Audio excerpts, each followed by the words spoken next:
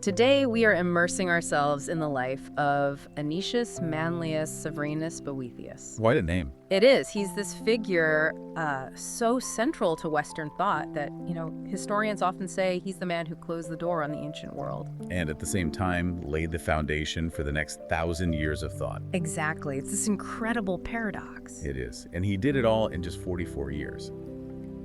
So our mission today, really, is to unpack that paradox. Why do people call him the last Roman and the first scholastic? We're going to track his journey from, the highest levels of aristocracy. Through these just incredible intellectual achievements. And then finally to a fatal collision with political power, a clash that birthed one of the most important books ever written. Let's set the stage then, because the context is everything. It really is. Boethius was born around 480 AD.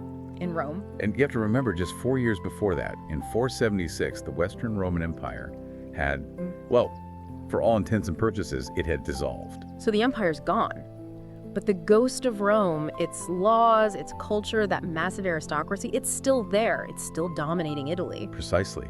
And Italy itself is now under the military control of the Ostrogoths, led by King Theodoric the Great. All right, Theodoric. And Theodoric had this hugely ambitious and, you could say, ultimately impossible political project. This Gothic Roman state. Exactly, a state where these two cultures were meant to coexist without merging. It was this, elevated Stoic ideal, unity without mixture. And Boethius enters this very complex world from the absolute top. Oh, the very top. He's from the Anici family, a name that was basically synonymous with Roman power for centuries. They were the bedrock. Totally. You're talking about a family that produced countless consuls, emperors, even a pope. This is old money, old power, old tradition. Mm-hmm. His own father was consul in 487. But tragedy strikes early on, right? It does. He's orphaned young. And this accident of fate, really, it's what leads him to his intellectual destiny. Because he's raised by Quintus Aurelius Memmius Symmachus. Symmachus. Yeah. Who wasn't just some powerful political figure. I mean, he was consul, head of the Senate. He was a famous man of letters himself. The epitome of that educated Roman elite. He made sure Boethius got just a superb education. What did that education focus on? Philosophy, logic, mathematics. He even went so far as to hire Greek tutors to supplement the standard Latin curriculum. So he was consciously investing in preserving Greek classical thought. That was the mission. And we even get this very personal glimpse of it all later on.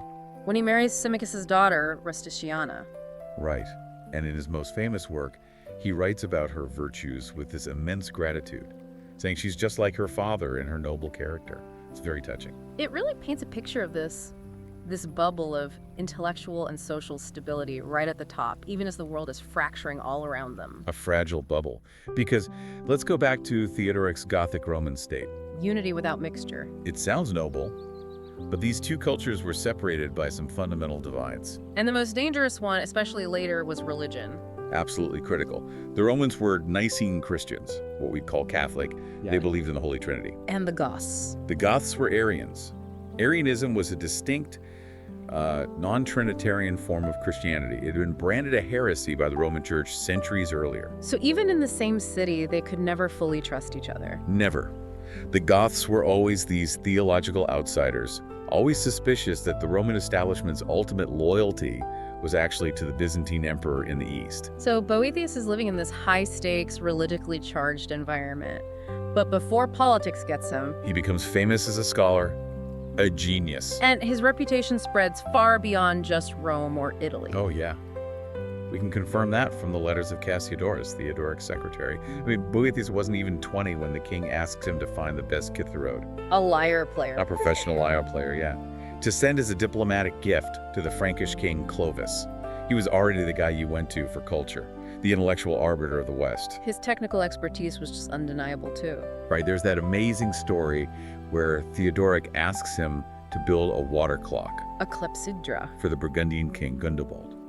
And the letter asking for it wasn't just, hey, can you build this? It was this hymn of praise. It says Boethius had drunk in the very source of the sciences. He was the whole package then. A theoretical philosopher and a practical engineer. Exactly. And that dual mastery led to his great monumental mission, translating and preserving Greek knowledge so Latin-speaking Romans could access it. To make the teaching of the Greeks the science of the Romans. That was the goal. Yeah. And the breadth of that project is what really secured his reputation forever. We hear the lists of philosophers he translated, but what was the effect of all this work on the future? Well, the effect was simple. Without Boethius, the medieval world basically starts from scratch. Wow. He translated the core texts of the four mathematical sciences, so, arithmetic, geometry, astronomy, and music. Think Nicomachus, Euclid, Pythagoras, Ptolemy. He saved the technical knowledge of the classical world. But his most profound legacy, the thing that really gets him that title for scholastic, was his work on logic. Exactly. His dedication to translating and commenting on Aristotle's logical works, the Organon, that became the foundational text for the entire scholastic movement hundreds of years later. And he didn't just translate, did he? No, not at all. He analyzed, he codified, he organized the concepts. His intense focus on the strictness of proofs and their logical validity, that's what led him to formulate the famous logical square. Which is still a core part of formal logic today. It is. So he wasn't just a copyist. He was applying systematic rigor to ancient thought. He was building the bridge between the, let's say, intuitive philosophy of the ancients and the argument-driven philosophy of the scholastics. He was a universal genius. Completely. Recognized across all 7 liberal arts, he even wrote these complex theological treatises on the Holy Trinity and against heresies like Nestorianism. He was, full stop, the smartest man in the West. So the philosopher has cemented his scholarly reputation. How does this universal genius end up leaving the library for the seat of political power in Ravenna? Theodoric needed him. To run a dual culture, religiously divided state, you need the absolute best talent you can get. So in 522 AD, he reaches the absolute pinnacle of his career. He's appointed Magister Omnium Officiorum, which was essentially the first minister. It was the top job, managing all court and administrative affairs. And as a symbol of his power and the king's favor, his 2 young sons are made consuls in the very same year. That must have been an incredible moment of triumph for a Roman noble living under Gothic rule. It was everything. But Boethius, and we know this from his own writings, he didn't enter public service for power. He did it for philosophical reasons. Stoic duty. Absolutely. He said his goal was to help well-intentioned citizens and protect them from the wicked and malicious. And he immediately started acting on these high ideals, which, in a cynical political court, sounds like a recipe for disaster. It was exactly that. He kept stepping in to protect the vulnerable. He supported provincials who were suffering from ruinous taxes and robbery. He wasn't just talking the talk. Not at all. He personally rescued the entire province of Campania from an engineered famine. He saved an elderly senator, Paulinus, from having his property confiscated out of pure greed. Wait, so he was using his power to fix injustices being carried out by other powerful people in the court? That's the key. He was applying rigorous logic and moral principles to a system built on, expediency and personal loyalty. And they saw this as being more Roman than Gothic? The sources say exactly that. His straightforwardness, his pure sincerity.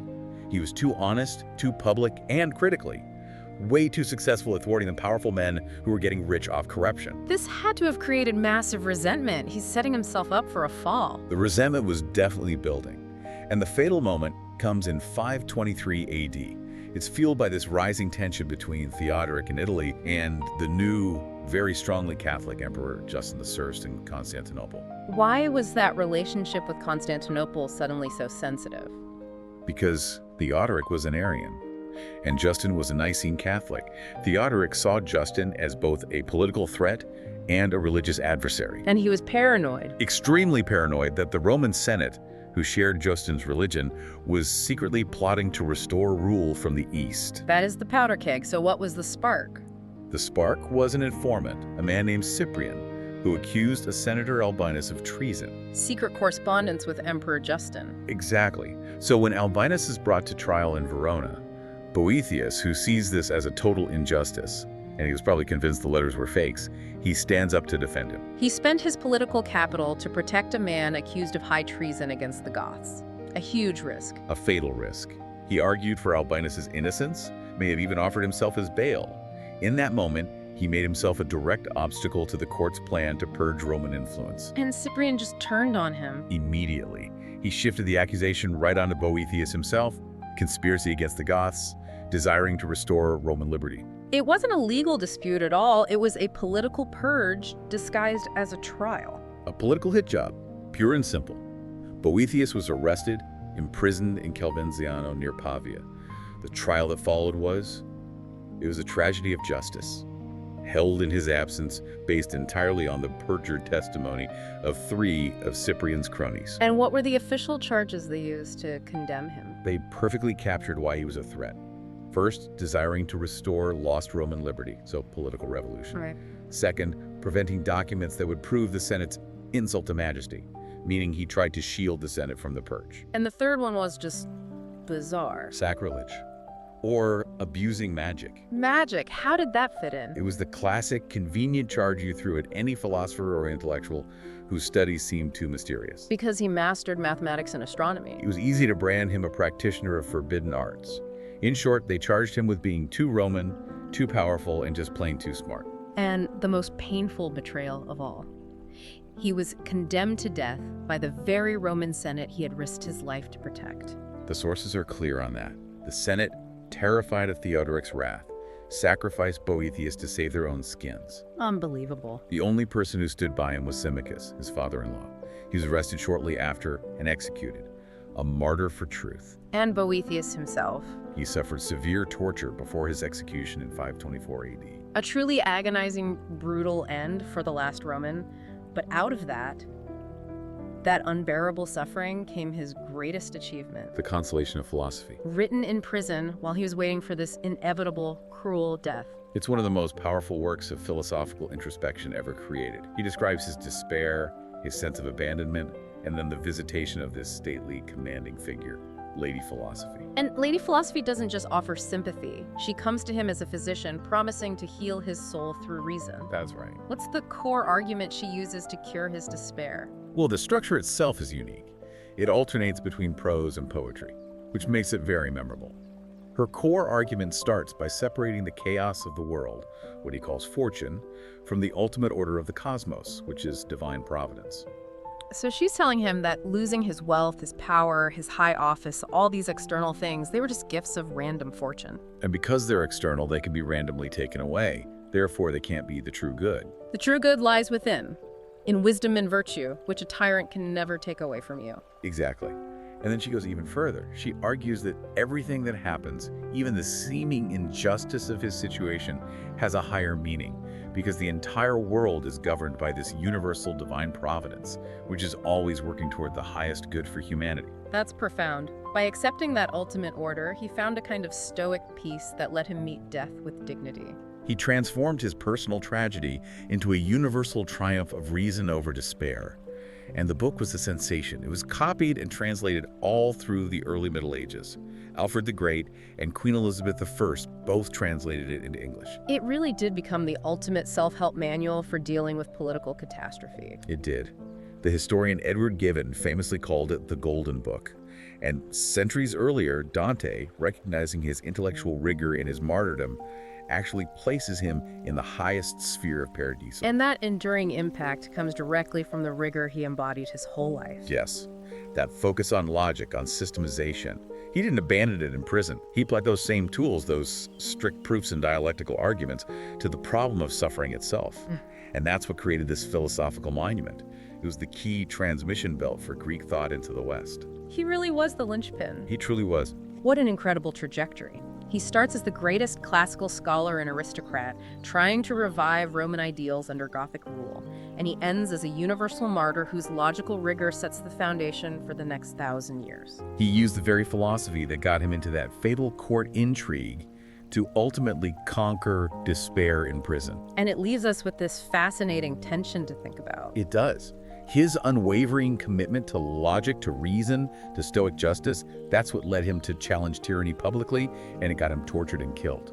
But that same faith in logic and ordered reason allowed him, in his final months, to build a system where all that political chaos became meaningless in the face of a divine order. So we're left to ponder, did his faith in these pure philosophical ideals ultimately blind him to the brutal reality of human corruption and power? Or was that faith the only thing that allowed him to transform betrayal and suffering into a timeless work of consolation that endures to this day? A powerful question. The world killed the politician, but in doing so, it elevated the philosopher into history. That is a deep dive worth taking. Thank you for guiding us through the life of Boethius. Join us Always a pleasure. and keep your curiosity well fed. Who knows?